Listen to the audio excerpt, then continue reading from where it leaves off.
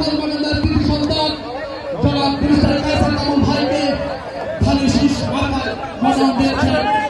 আসন্ন জাতীয় নির্বাচনে আমি চাই ওনার মতো যোগ্য লোককে যারা হাত ছাড়া করতে নেয়, ওনার মতো আদর্শ প্রয়োজন। সেই কারণে বলতে চাই ওনার আদর্শটা কি আমাদের জানতে হবে সকলকে। কি ওনার আদর্শ? উনি এমন একটি মানুষ যে আদর্শ চর্চা করেন, আপনারা ইতিমধ্যে জেনে গেছেন। জানি সেই মার্কেটে হবে ধানের শীষ। আমার সকলকে আহ্বান করে আমি এটুকুই বলবো,